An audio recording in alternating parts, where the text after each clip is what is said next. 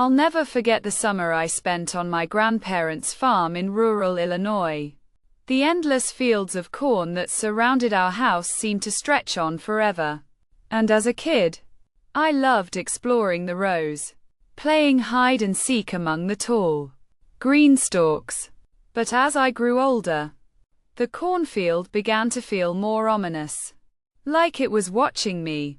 One night, I was driving home from a friend's house, the only sound being the crunch of gravel beneath my tires.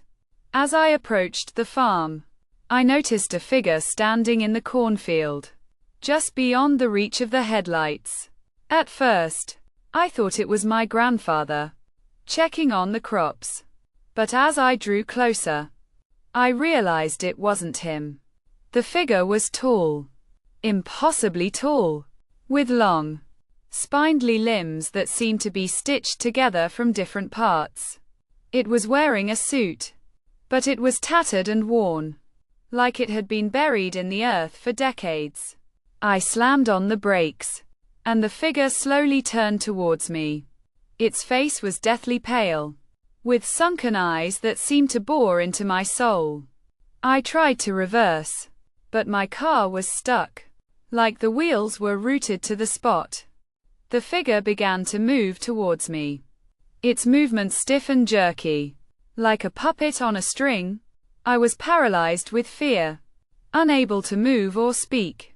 As it drew closer, I could see that its face was twisted into a grotesque grin, like it was savoring some private joke. And then, everything went black. When I came to, I was lying in my bed, the sun streaming through the window. It was just a dream, I told myself. But as I looked out the window, I could have sworn I saw the figure standing in the cornfield, watching me. I tried to brush it off as mere paranoia, but the feeling of being watched only intensified over the next few days. I began to notice strange things. Corn stalks would be bent or broken, like someone had been walking through the field, and I'd find strange symbols etched into the dirt. I knew I had to investigate further, so I snuck out of the house one night, determined to get to the bottom of the mystery. As I made my way through the cornfield, the rustling of the stalks seemed to take on a menacing tone, like the corn itself was warning me to turn back. I pushed on, my heart pounding in my chest, until I stumbled upon a clearing.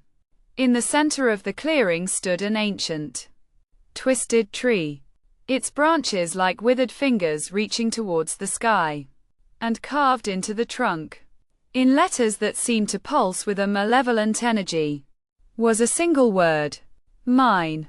Suddenly, the figure appeared behind me, its cold breath whispering against my ear.